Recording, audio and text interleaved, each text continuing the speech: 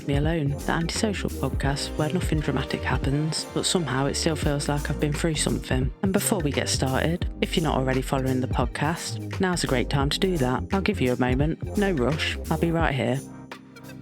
Alright, let's get into it. And this week, ladies and gentlemen, we have a returning villain. Not a person, not an ex, not even my own bad decisions. No, my recycling bin has been stolen. Again. Second time, same bin, same street, same level of disrespect. Now, the first time it happened, I tried to be rational about it. You know, give people the benefit of the doubt. Maybe it was an accident. Maybe someone grabbed the wrong bin in a moment of post-rubbish collection confusion. We've all been there. Half asleep, dressing gown on, judging the neighbours while pretending not to. But twice is targeted. This is now personal. Someone has looked at my house out of all of the houses on the street and thought, that's the bin I want. That's the lifestyle I'm trying to live. And I just want to understand the mindset.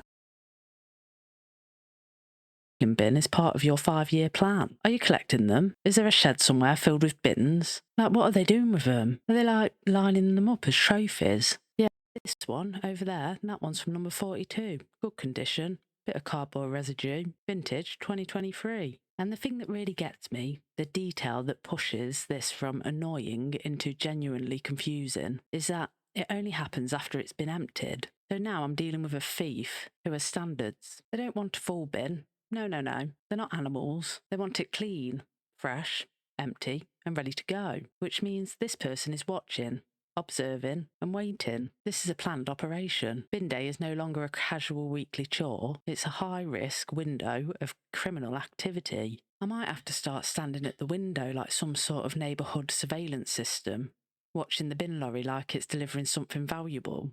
Okay, they've picked it up. They're emptying it. Put it back properly. No funny business, because the second that bin is left unattended, it's gone. Just disappears into the night like it's got somewhere better to be.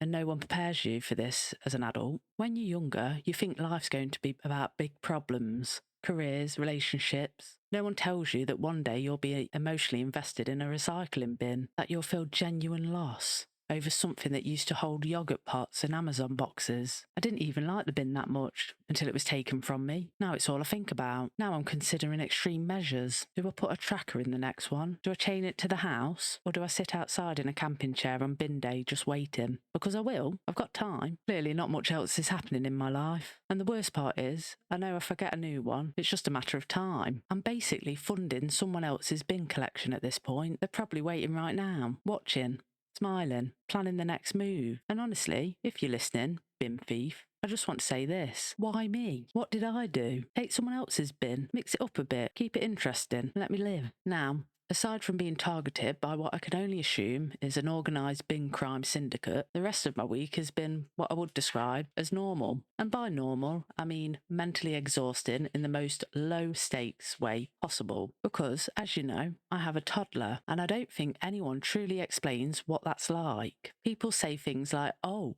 it's challenging, or they keep you on your toes. No, what they mean is you are living with a tiny, unpredictable human whose entire personality is based on chaos. Toddlers are just emotional roulette.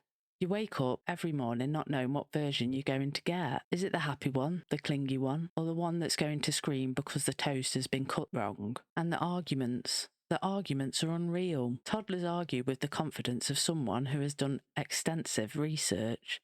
You'll say something completely factual like, you asked for juice, and they'll hit you with, no I didn't, and suddenly you're questioning everything. Did they ask for juice? Did I imagine it? Am I the problem? Because they say it with such conviction, like they've got evidence, like they're about to pull out documents. Actually, if you refer to the conversation at 8:12, I clearly stated I wanted something else.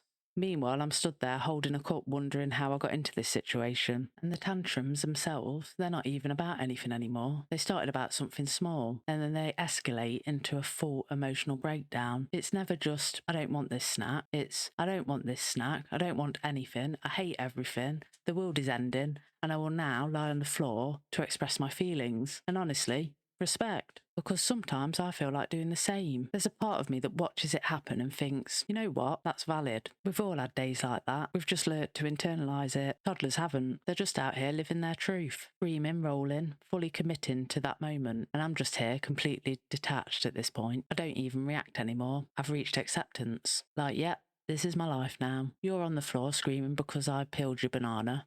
Fair enough. I've had worse days. And then there's the silence after, when they're finally asleep. That silence, which is absolutely unmatched, might I add. That's when it hits you. The bin thief, the tantrums, the chaos, and you think, I survived. Barely, but still. And just when I thought my life couldn't get any more chaotic, my wife has decided to start decorating. Now, on paper, this sounds like it's a positive thing. You hear decorating, and you think fresh paint, nice vibes, maybe a candle that smells like a forest I've never been to. What you don't realise is that the decorating in this house is not a project. It's a slow-burning series with no final episode, because my wife does not finish a job. Not quickly, anyway. We are currently decorating the downstairs bathroom. And when I say decorating, I mean we're in the process of decorating. We've been in the process for a while now. Not a concerning amount of time, but long enough that I've stopped asking for timelines. Because timelines don't exist here, there is only progress. Occasionally unpredictable progress. The kind where something gets done and you think, oh, we're moving now. This is it. We've got momentum. And then nothing happens for a bit. And that's fine, apparently. Because in my head, decorating works like this. You start, you do the job, you finish. Done. Simple. But no.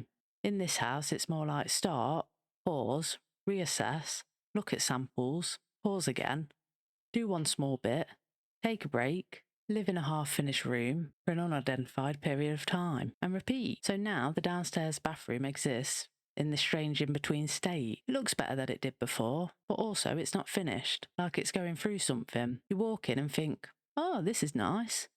But then you notice there's always one thing, something slightly off, a detail that's not quite sorted yet, and I've learnt not to ask about it, because the answer is always, yeah, I just need to do that, which could happen today or at some point in the near distant future. We don't know. We're all just along for the ride, and the samples. And that's where we are. That's the current state of things. My recycling bin is out there somewhere, living a better life with someone who clearly appreciates it more than I ever did. My toddler is running the house like a tiny, emotional, unstable CEO, making bold decisions, changing them immediately, and shouting at management. And my downstairs bathroom, well, spiritually complete, physically still in a journey. And just to really drive it home today, I took a parcel, knock at the door, open it up, big box. It was heavy, kitchen tiles. We're not even finished with the bathroom. We've emotionally not even left the bathroom, and the kitchen has entered the chat. I'm standing there holding this box, signing for it like everything's normal, thinking, right, give me strength. We are pre-ordering future stress and stockpiling projects, but we'll get through it, somehow. And if the bin's still there next week, I'll take that as a win. Anyway, thanks for listening. Remember to follow the podcast so you don't miss the next episode. And if you enjoyed it, share it with someone who's also dealing with unfinished decorating, missing bins, or tiny unpredictable humans. I'll be back next time, assuming the house is still standing.